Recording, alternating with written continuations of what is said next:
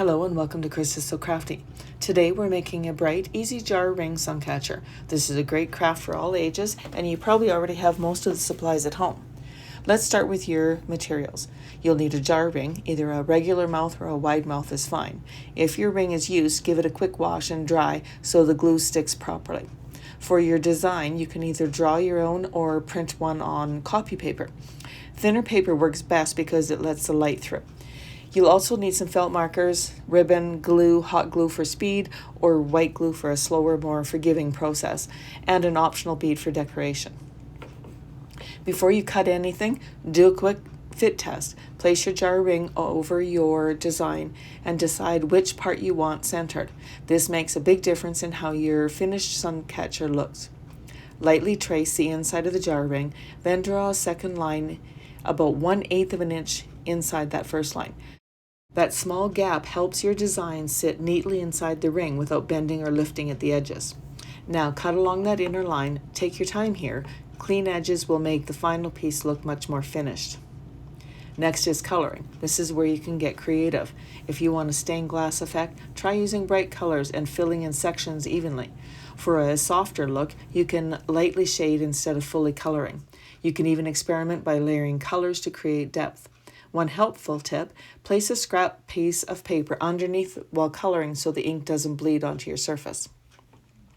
Once your design is colored and cut out, it's time to attach it. If you're using hot glue, work in small sections. Apply a thin line of glue to the part of the ring, press the paper down, then move on to the next section. This keeps the glue from cooling too quickly. If you're using white glue, spread a thin, even layer around the ring, gently pressing your design into place. Set this aside while you work on the ribbon for the ring and the hanger.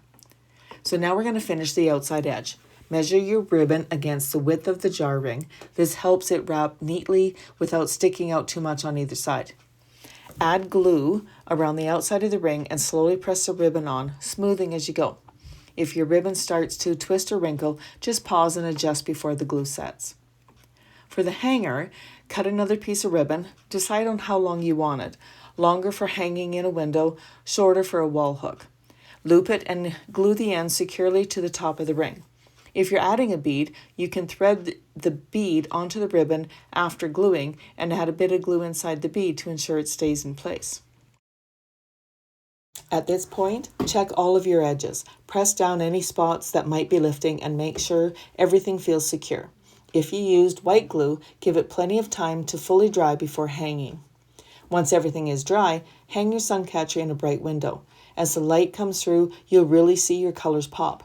You can even make a few with different designs and hang them together for a really nice effect. And that's your finished jar ring suncatcher. Simple, customizable, and a great way to turn everyday materials into something decorative.